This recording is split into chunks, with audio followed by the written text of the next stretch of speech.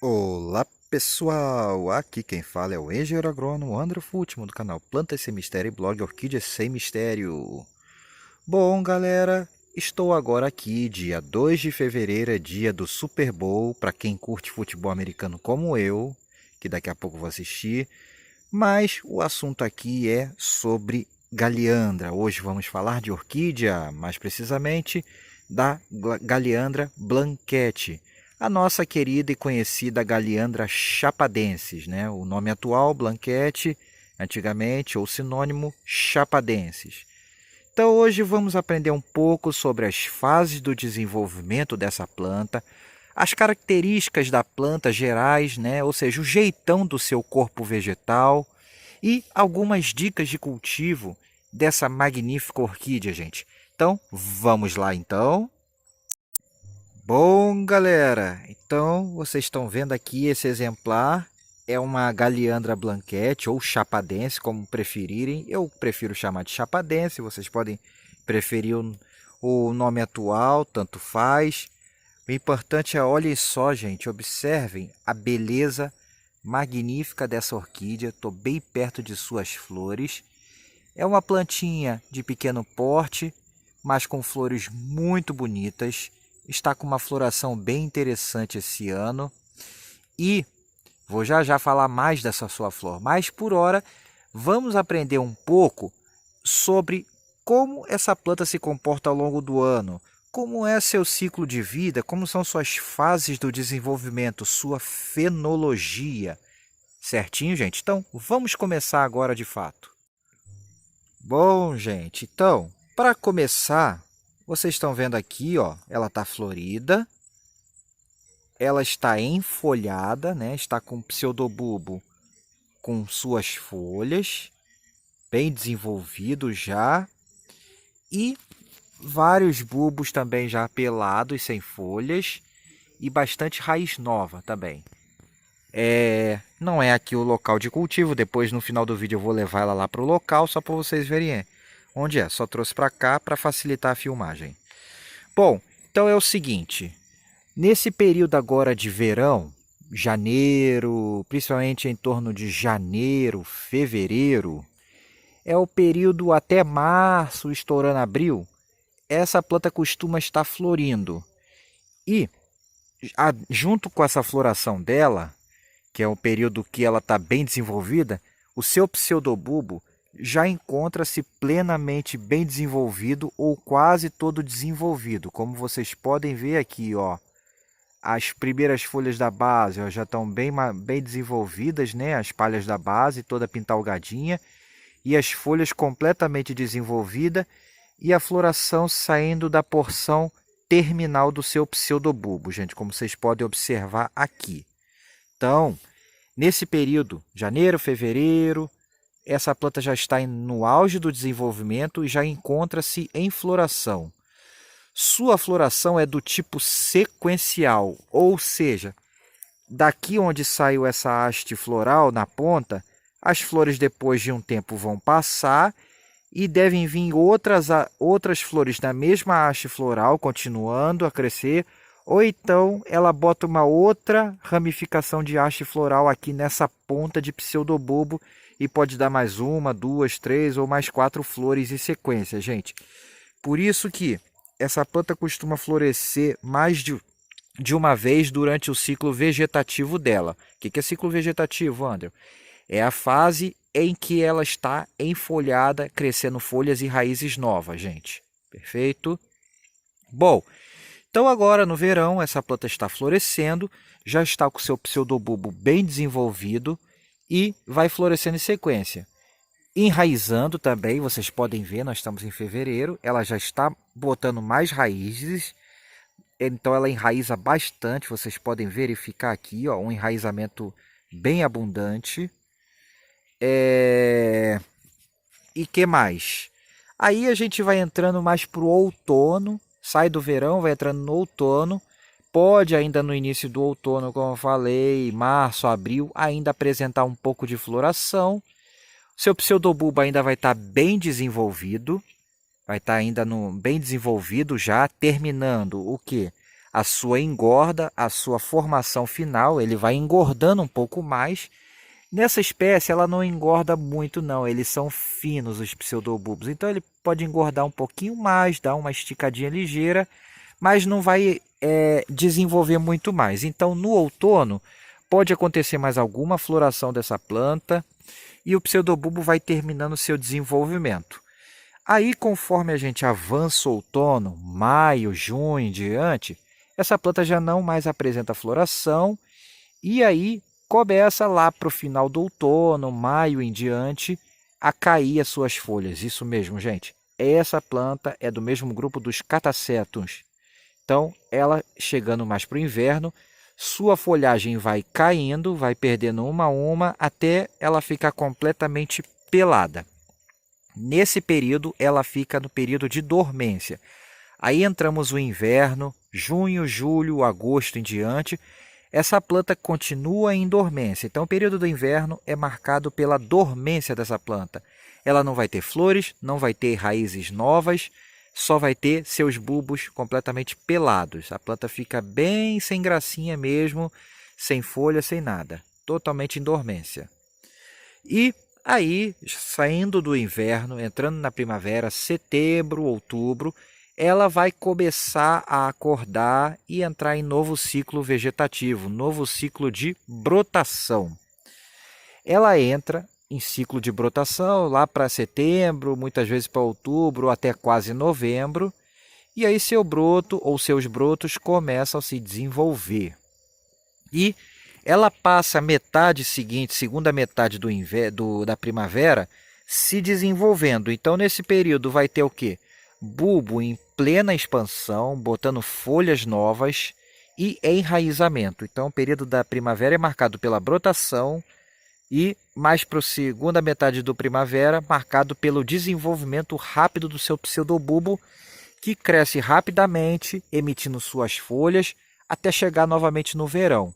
Aí, no verão, ele começa a entrar em fase final de desenvolvimento das folhas e já para final de janeiro, fevereiro, inicia novo ciclo de floração com o bulbo desenvolvido, mais enraizamento, e aí o ciclo se repete, gente. Então, esse é o ciclo básico, é o comportamento básico ao longo do ano dessa magnífica orquídea que vocês estão vendo aqui, gente. A Galiandra blanquette ou Galiandra chapadensis, também conhecida. Ok? Agora, vamos à segunda parte do vídeo, vamos conhecer um pouco da morfologia dessa planta, ou seja, como é o seu jeitão externo, o seu corpo. Vamos lá, então? Bom, gente, vamos ao jeitão, às características gerais dessa magnífica orquídea, dessa Galiandra. Primeiramente, vamos às suas raízes.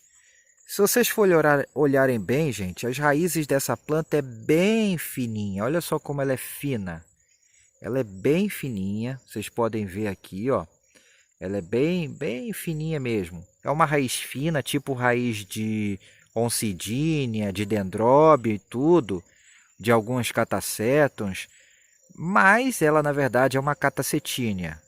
Então ela é uma planta bem raízes finas, porém abundantes. Vocês podem ver aqui, ó, raízes de cor clara, de crescimento bem abundante. Então é uma planta que enraiza bastante quando bem cultivada, como vocês podem ver aqui. Então, suas raízes crescem de forma abundante e vão desenvolvendo ao longo do desenvolvimento do broto até a formação completa dele, como vocês estão vendo aqui. Então, ela enraiza durante quase todo o ciclo vegetativo, com auge na primavera e no verão. Passando das suas raízes, a gente vai para os seus pseudobulbos. Vocês estão vendo aqui, ó, os pseudobulbos dessa planta são pequenos, ó. Aqui está a palha seca de um pseudobulbo vivo, verdinho, ele está verde. Como vocês podem ver aqui, ó, pseudobulbo. Então, ela tem um pseudobulbo que lembra até um pouco de cirtopode, porque eles são mais finos e compridos. E vocês podem ver aqui, até a brotação dela lembra um pouco o cirtopode, as folhas, por serem compridas e mais finas um pouco, do que de cataseto, que é mais larga. Os bulbos tendem a ser um pouco mais roliços. Mas vejam bem aqui, ó. Então, os pseudobulbos mais compridos, só que As galeandras não são todas iguais não, gente. Existe uma diferença muito gritante das espécies dependendo dos grupos de galeandras.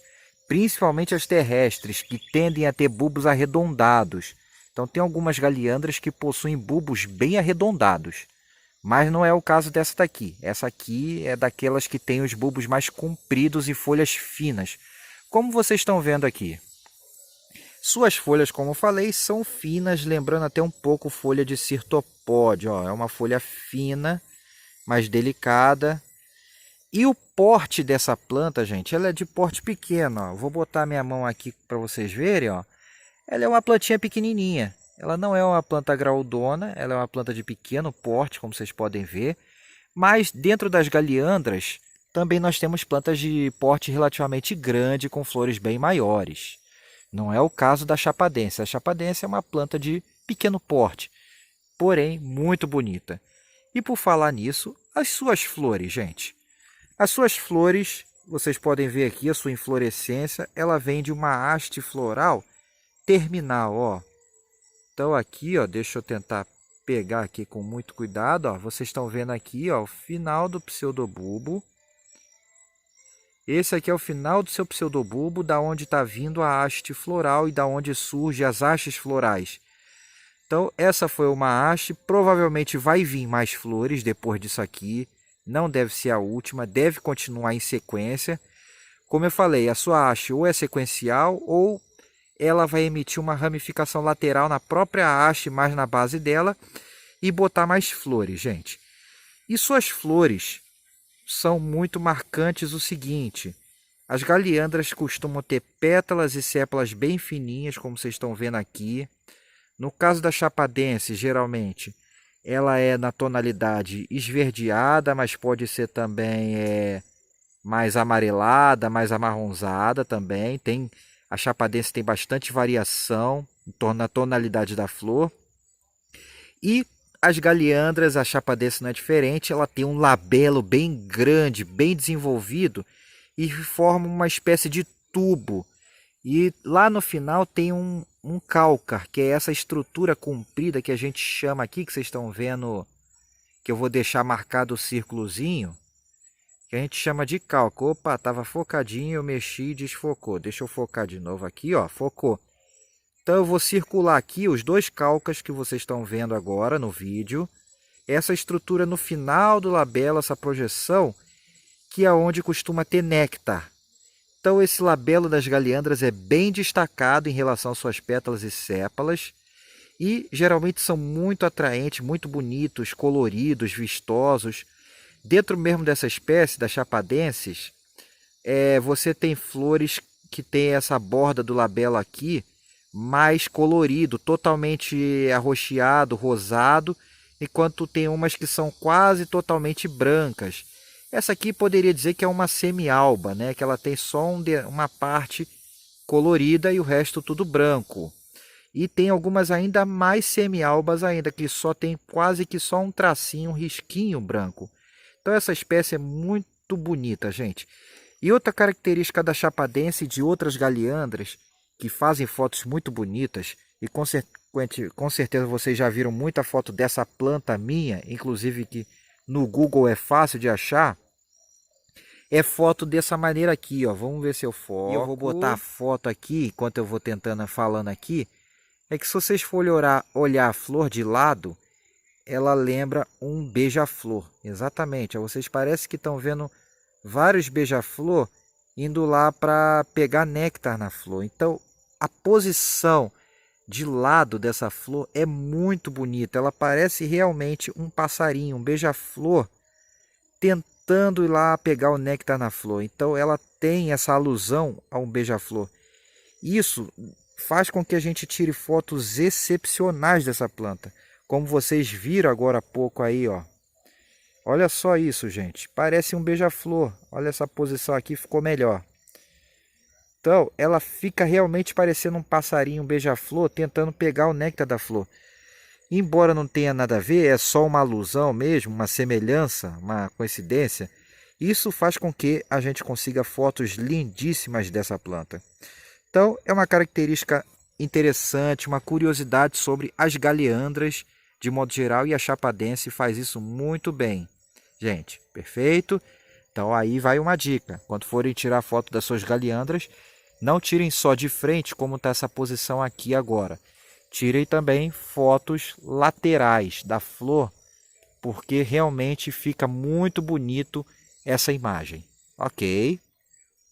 Continuando, suas flores, por sua vez, elas são bem delicadas, são finas e duram, podem durar, se não forem polinizadas, não acontecer nenhum acidente nem nada, podem durar mais de 2 semanas florida. Então essas flores têm uma duração bem maior do que a de catasetum. Essa aqui já deve estar quase isso, já deve estar 1 semana e meia, por aí. Então as flores podem passar de 2 semanas floridas, o que é uma boa durabilidade para uma galeandra. Dura mais que catasetum, gente. Perfeito? E flore de forma sequencial. Bom, além disso, ela tem o seu período de dormência e de vegetação, assim como todos os catasetos e cirtopódios também. E por falar nisso, gente, em cataseto e cirtopódio, inclusive eu vou deixar um material na descrição do vídeo sobre revisão de taxonomia, de classificação dessa planta. Elas antigamente, as galeandras, eram classificadas no mesmo grupo dos cirtopódios, era uma cirtopodínea. Porém, atualmente ela é classificada como catasetínia, tanto que ela forma híbridos lindíssimos com catasetos. Ela forma as chamadas catassandras, que são plantas magníficas de florações muito belas. Alguns muito bonitos que eu estou colocando agora aqui enquanto eu estou falando. As catassandras são híbridos espetaculares, gente. Muito bonitos mesmo, ok? Agora vamos a dicas de cultivo da Galeandra Blanquette ou chapadensis agora para finalizar o vídeo. Gente, vamos lá? Bom, gente, agora vamos a dicas de cultivo dessa galeandra que parece um monte de beija-florzinho lá na flor agora. Bom, primeiramente, assim como o cataseto, precisamos respeitar o período de dormência e vegetação. Ou seja, durante o período vegetativo é um cuidado, durante o período de dormência é outro cuidado. Aí vamos aos gerais da planta. Essa espécie em especial ela é nativa do Cerrado, de região do Cerrado. É uma planta de matas mais ralas, que entra bastante luminosidade. E essa planta, ela gosta o quê? Aprecia ambiente com boa luminosidade, bastante luz. Se for num telado de sombrite, em torno de 50% a 60%, com bastante sol filtrado. Não pode ser muito escuro, ela não gosta de ambiente muito escuro, ela não floresce, não vegeta bem, e ambiente muito sombreado, então o ambiente tem que ter bastante luz. Umidade. Ela gosta de bastante umidade, de boa umidade, mas não gosta de exageros. Então, é uma planta que não tolera muito exageros de umidade, mas ela aprecia ambientes úmidos.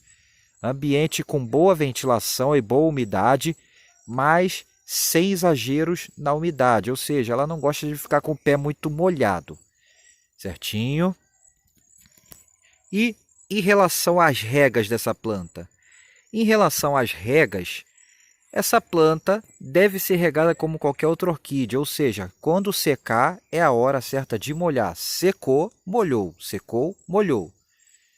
E em termos de temperatura, de clima, essa é uma planta que é adequada para quem está nas regiões mais quentes do país.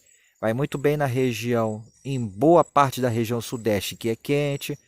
Vai muito bem na região norte, nordeste e centro-oeste.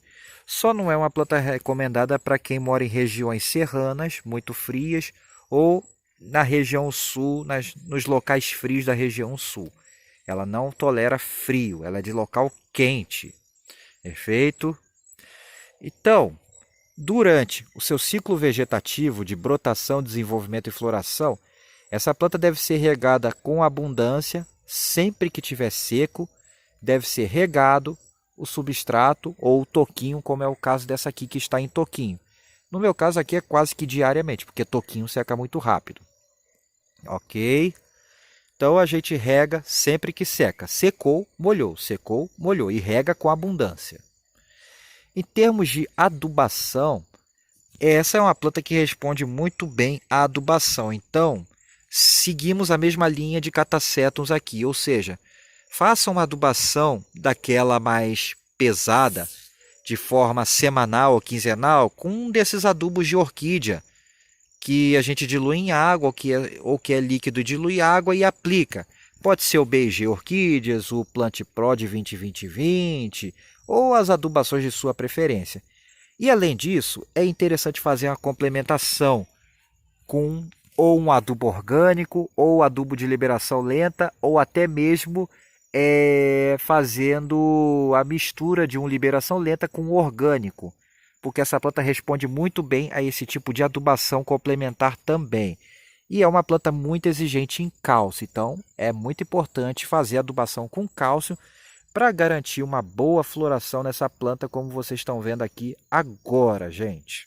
Ok? Continuando aqui, falamos da adubação e quando a gente chega no seu período de dormência. No período de dormência, a gente suspende esses cuidados, ou seja, na dormência a gente não faz adubação e quanto à rega, essa rega deve ser feita esporadicamente, muito de leve, só para os bulbos não desidratar demais. Se a gente regar no período da dormência com frequência, pode acarretar no apodrecimento da planta e a perda da sua magnífica orquídea. Então, período de dormência, a gente deve apenas dar uma borrifada muito de leve, uma vez por semana ou 15 dias, dependendo do seu clima, só para evitar a desidratação excessiva dos pseudobulbos. Perfeito? E nada de adubação até a próxima brotação. Isso, período da dormência. Aí, continuando aqui, replantes e divisão.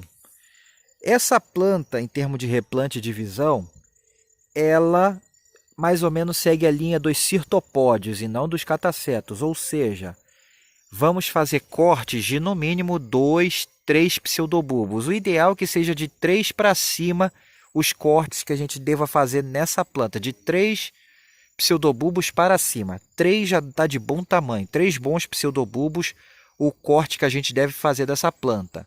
O ideal é que esse procedimento de replante e divisão seja feito no final do período da dormência, ou seja, quando está querendo sair aquele olhinho de brotação, porque aí ela vai enraizar, vai crescer bem rápido e vai recuperar rapidamente. Então esse é o período ideal.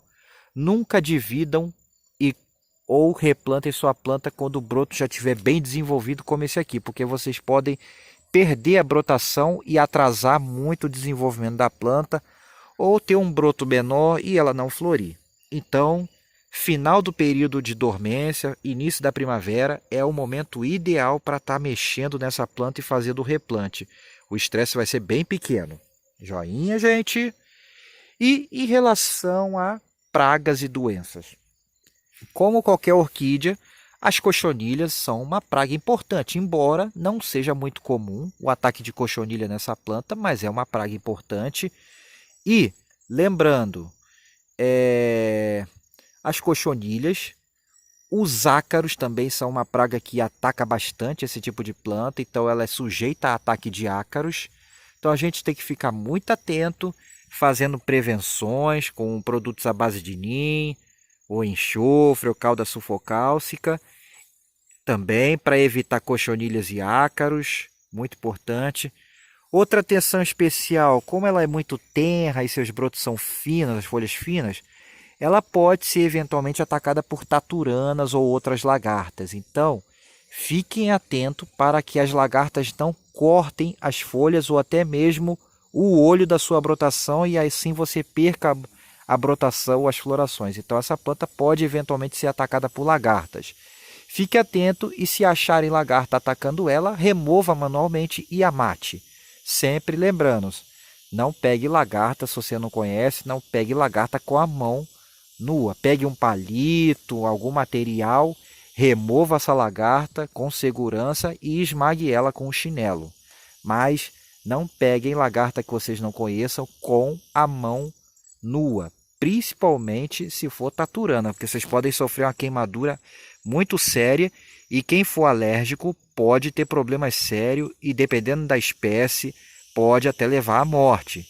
Então, quem não conheça, use uma proteção, pegue com um palito, alguma coisa que você não tenha que tocar na lagarta. Beleza, gente? Bom, tirando isso também, temos as podridões que podem aparecer, as manchas foliares causadas por fungos e tudo isso. Vocês podem estar prevenindo essas doenças com um bom ambiente de cultivo, uma boa adubação, ambiente ventilado. Vocês podem estar contribuindo para evitar. E, eventualmente, pode-se aplicar uma calda bordaleza ou fungicida de sua preferência, ou enxofre, ou uma sulfocálcica também para evitar essas doenças, gente. Agora, para o final, só para terminar essa parte do cultivo, eu não falei de vasos e substratos, né? Meio que de propósito. Porque vocês estão vendo aqui, ó, essa planta está num toquinho com seu sachêzinho de adubo. Ela está numa placa de peroba, que inclusive já está até bem velha, essa placa desde 2012. Ano que vem eu vou replantar ela para uma placa nova, que essa aqui já está bem surradinha, embora ainda esteja boa. Essa planta, podemos cultivar ela tanto em vaso com substratos bem drenantes. Então, usem substrato se for plantar em vaso que seja bem drenante. Eu não recomendo muito o plantio com reservatório se você está em ambiente muito molhado, muito úmido, como é o caso do meu. Porque essa planta é de cerrado, de ambiente de mata-rala, que fica boa parte do ano bem seco. Então, se você está em região muito seca, você pode até usar o reservatório e vai se dar muito bem, a PET, o sistema PET com reservatório. Se você está em ambiente muito úmido, prefira um vaso normal ou uma PET normal com furo embaixo, bem furado, com substrato bem drenante. Um exemplo de substrato bem drenante: pinos novinho com carvão e brita, ou apenas brita com carvão, por exemplo, ou brita com macadâmia e carvão, ou só brita com macadâmia, ou só brita. Alguns exemplos de substrato bem drenante. Evitem o esfagno, a chip de coco, evitem esses materiais que retêm muita umidade, que ela não gosta. Bom, continuando, a opção dos toquinhos ou placas de madeira também é uma ótima opção. Peroba, como essa daqui, ó, é uma casca de peroba, bem antiga. Ela ama isso aqui, ama muito peroba. Ipê, toquinho de ipê, ela ama também. Massaranduba também é uma excelente madeira. Peroba serrada também, né? Madeiras de peroba mesmo, caibros, perna de três, enfim, de peroba, desde que não esteja tratado. Roxinho e outras madeiras de lei que sejam bem duráveis, sanção do campo. O sanção, desde que seja uma madeira bem desenvolvida, um tronco grosso, com bastante cerne, porque se for aquele sanção jovem, ele apodrece em 2 anos, ele já está podre. Então, sanção do campo, usem uma madeira bem desenvolvida. Enfim, gente, ela vai muito bem no toquinho também, como vocês estão vendo aqui. Essa planta eu tenho ela desde 2012, desse mesmo jeito aqui, ó, todo ano florescendo muito bem. Beleza, gente? Então, é isso aqui sobre a galiandra que eu queria mostrar. Falei algumas dicas gerais de cultivo dela, mostrei bastante sobre essa planta. Agora eu vou devolver ela lá para o local aonde ela é cultivada. Beleza, gente? Vou devolver ela lá e, como sempre nos vídeos de catacetinhas, sempre mostro um pouco de catacetum para finalizar o vídeo, gente. Então, já volto. Prontinho, gente. Já voltei e tá aqui, ó. Já pendurei ela no seu local de cultivo. Já tá bem escuro, como vocês podem ver, um pouquinho mais da flor dessa galiandra aqui para vocês. Olha só que espetáculo. Para vocês um pouco mais de galiandra. E agora um pouco de cataceto também, como sempre, gente. Sempre terminando o vídeo de catacetinha, eu gosto de mostrar um pouco de catacétums, ó. Vem um penangue aqui. Vem um penangue florindo. Aqui, ó, é um cataceto lúrido em final de floração, ó. É um lúrido, um cataceto lúrido que já está caindo já está finalizando a sua floração. Ele não abre mais que isso, é um bolinha nativo da região. Continuando aqui, vem mais alguns catacétums também, ó, tem mais catacétum vindo. E aqui vem um cato, ó, Catasetum cato, vai florir bastante agora, choveu bem hoje. O que mais que temos aqui, ó? Olha só, gente, essas cápsulas, que beleza de cataceto, olha que coisa linda. A beleza das cápsulas desse cataceto. E aqui o denticulato, que eu vou estar deixando o link dele agora aqui também para vocês, ó. Também foi tema de vídeo. Olha aqui, cataceto denticulato e mais uma espetacular floração dessa magnífica orquídea, gente. O que mais temos aqui? Temos aqui, ó, vamos andar, que vem mais cataceto aqui, ó. Tem mais coisa aqui, ó. Aqui vai abrir um tabulare, cataceto tabulare novamente, está abrindo de novo para vocês. Para cá, tem ainda, está terminando agora a floração, dura muito, ó, a floração feminina do Rhodgasianum, como vocês podem ver, olha que espetáculo, as flores femininas do Rhodgasianum. Então aqui, continuando, agora nós temos aqui, ó, esse aqui é um Luridum, era uma haste mista, acabei quebrando a flor masculina dela, então tá aqui, ó, quebrei ontem a flor masculina tentando forçar a abertura dela. É um cataceto Luridum, igual aquele que eu mostrei, e a haste saiu mista, com uma flor masculina, e essas aqui são as flores femininas do Luridum, gente, olha que interessante também. Aqui já está finalizando, a flor já está passada, é um híbrido de Expansum. Vejam só, um cataceto híbrido de Expansum. Já está passando.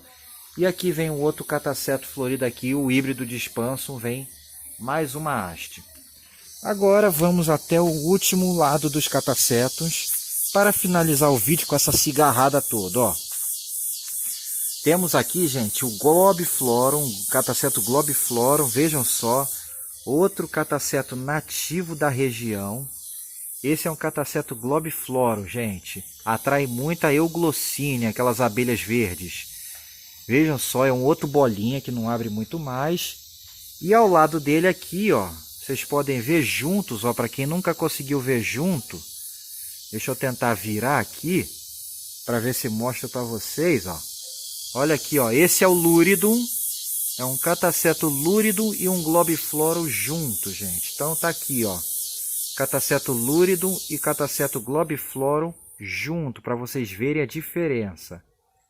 Aqui está Luridum e Globiflorum, ó. Cataceto Luridum e cataceto Globiflorum juntos aqui, ó, um do lado do outro. E é isso, gente. Tem para terminar aqui só esse daqui, ó. Esse é um cataceto, um híbrido 660 também, ó. Híbrido de fimbriato, florido, muito bonito também. Vocês podem ver, ó. E é isso aí, gente.